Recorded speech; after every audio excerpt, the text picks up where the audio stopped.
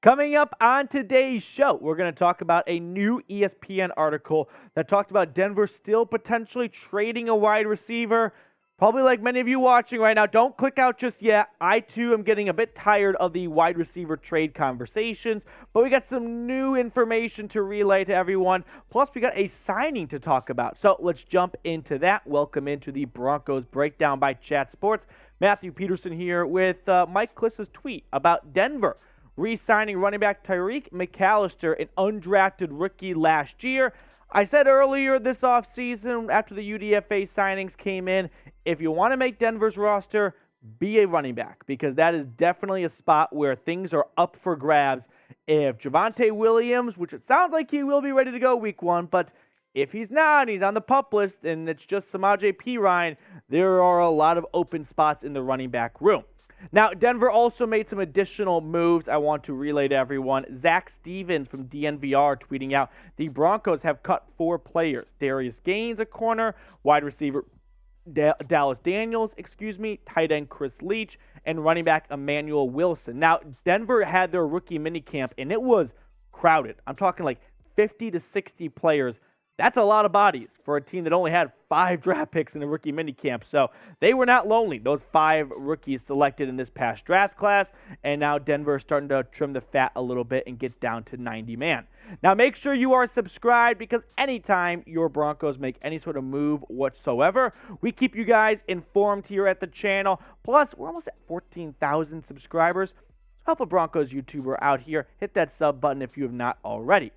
Now, let's get into the meat and potatoes of today's show, and that is, could we still see a wide receiver traded? So like I said at the top of the video, ESPN wrote an article about a handful of moves that could be made across the NFL. There were some really interesting ones, some suggestions. I think it had Carson Wentz going to the Packers, which I don't know what Carson Wentz's future is, but I just hope it's not in Denver. But one of their, things to watch for would be, could Denver still end up trading a wide receiver? So we're going to break down the possibility of the Broncos moving on from Jerry Jeudy or Courtland Sutton, or even Tim Patrick, or I guess KJ Hamler, have your pick of the litter after the draft, because this was a draft where Denver moved up to get Marvin Mims. So anytime a team is already getting some trade buzz for their wide receivers and then they draft a wide receiver, you can bet all 31 other NFL GMs' ears are going to perk up a little bit and go, oh, does that mean one of these wide receivers are available?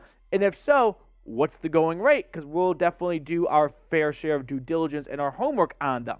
Now, I've got 2 big hurdles before we even look at ESPN's write-up on this that really make it tough for me to mentally, accept them trading a wide receiver at this point. One, Denver had a high asking price before the draft for Jerry Jeudy and Courtland Sutton. Never heard much conversations on Tim Patrick, so let's just focus on those 2 for now. No one met those prices, right? Otherwise, I don't think they'd be on the roster. I don't believe anyone offered a first for Jerry Jeudy. Otherwise, Jerry Jeudy would not be a Bronco right now. And it sounded like they wanted a second and maybe some more for Courtland Sutton, and those prices were not met. And as a result, Denver, who was not dying to trade one of those players away, did not get an offer they can't refuse. And so they are happy to hold on to what they believe are good players. And that's good practice by, head coach and GM there. The biggest hurdle I have is the second part here, which is the price for those 2 players that no one met before the draft, has actually gone up. And this is why. If you trade a player after the draft, well, you're not going to have that player for the upcoming season, and the pick you're getting won't be for the next draft. So you're more or less losing out. Those are the words I'm looking for, on 2 players, right? Because the pick you get isn't until the next draft. So it's not like if you traded them before the draft, you can draft their replacement in April and boom. While you trade one guy away, you've got his replacement already because you picked him in April of 2023. No, you don't get a pick until 2024. So now you don't have the player for 2023, and you don't have the pick to use in 2023. And as a result, you're going to want more because you are missing out on 2 opportunities to have a player on your roster for this season. So if it used to cost a first for Jerry Jeudy after the draft, I think that actually only goes up, at least until week 1. Now, this is what Bill Barnwell from ESPN said. KJ Hamler might not make the team after battling injuries in each of his 3 pro seasons. But either way, Mims isn't coming in to be the fourth wideout. It would be a surprise if Courtland Sutton, Jerry Jeudy, and Tim Patrick were all on the roster ahead of Mims come week 1. So I actually am 180 of Bill Barnwell, right? I would be surprised if any of them are traded at this point.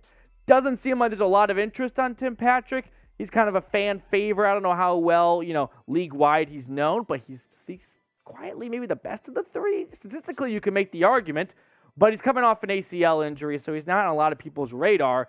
But, yeah, maybe Marvin Mims, wins the wide receiver 3 job ahead of, I don't really know who of those three. I still like all those 3 guys more than Marvin Mims, at least in 2023.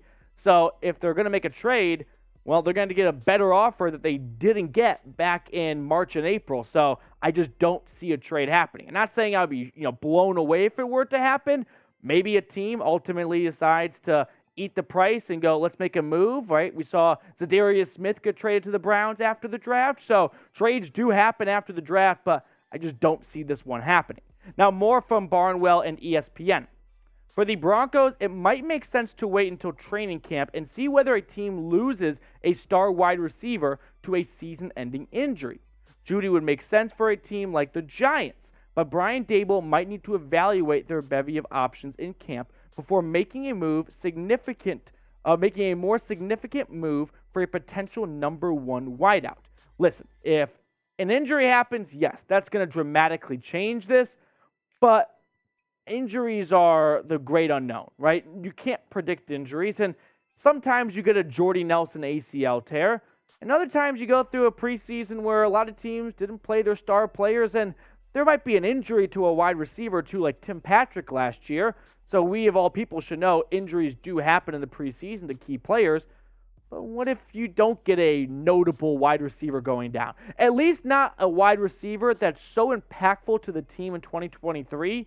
They want to move on from what Denver would want for Jeudy or Sutton, which is a first or a second, right? If Denver last year, for losing Tim Patrick, I don't think they'd be running to the phones to trade away, even if they had a first or second, to go replace Patrick. It would require a big level wide receiver getting hurt, which that's not a guarantee. So with that being said, will the Broncos trade a wide receiver?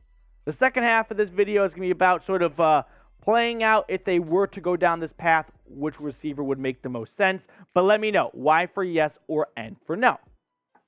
Now, with that being said, let's pretend that they do trade a wide receiver, right? Sean Payton, George Payton meet in the war room, and they're like, you know what? It's in the best interest of this team to move on from one of those 3 guys because we have Marvin Mims, and it just doesn't make a lot of sense to carry all these wide receivers when we want to be a run-first team anyway, and we're kind of short draft picks. Let's make a trade. We should have done it before, but let's not, compound a mistake, and let's make a move now. So with that said, before we look at which player would make the most sense, make sure you check out our awesome deal over at Fanatics, a Broncos 2-shirt combo deal, short sleeve and a long sleeve, which we all know that summer can be a bit of a tease sometimes in the Rockies. So if you still want to stay warm by also wear your favorite team, make sure you go to chatsports.com/DEN combo. Now, if it comes down to Sutton, Patrick, or Jeudy, which of these 3 would be the most team-friendly-ish to move on from? I think you'd be surprised, and I know a lot of my coworkers were when we talked about this morning.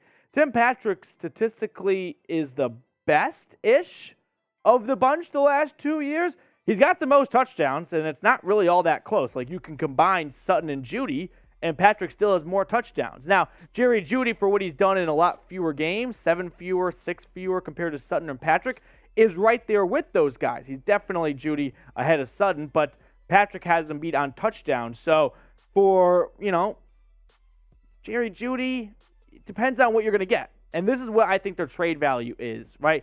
Jeudy, at this point, I think they would want a first-round pick because you don't know what first-round pick you're getting. If you traded before the draft with the Patriots or with the Giants, you knew exactly what pick you were getting in the draft. Now, you don't. And GMs, they know that first-round picks, like after pick 20-ish, they're not as valuable as we like to think first-rounders are. So they might want an extra day 3 pick in there to get the trade to go through. Sutton, I think they're looking for day 2 picks, probably a second and maybe a third. That seems a bit rich, but maybe it's a second and a fifth or something, right? I think it's more than just one day 2 pick for Courtland Sutton. Is he worth that? That's a different conversation, but I think that's what Denver wants for Courtland Sutton. And then Tim Patrick, he's just not as notable as the other two, but I think he could go for 2 day 3 picks, right? I think a 4th and a 5th rounder with his contract coming off an ACL injury might get it done, although I'd be very resistant to give up Tim Patrick for a 4th and a 5th round pick. I think he is worth more than just that. If I had to pick one to move on from, I think Courtland Sutton would make the most sense just because you're getting a decent return and you're not losing your best receiver, right? Jerry Jeudy, you're going to get the most for, but you're probably going to use that 1st-round pick to then go draft another wide receiver. I kind of like what you have going with Jerry Jeudy so far. He ended the year on a high note last season, so I want to see that play out into 2023, whereas Courtland Sutton, kind of one of those, timeless stories. He got the bag, and then he disappeared. And 4 touchdowns in the last 2 seasons, it ain't cutting it for me. So if you had to pick one to trade, who would it be? Type the number down below in the comments section. Who you'd like to see get traded, knowing what you could get back in return. Give me that player down in the chat section. Make sure to subscribe if you have not already. I appreciate everyone for tuning in and hanging out with us here at the Broncos Breakdown. Nice voice crack to end the video. So hit that sub button if you love Denver Broncos football.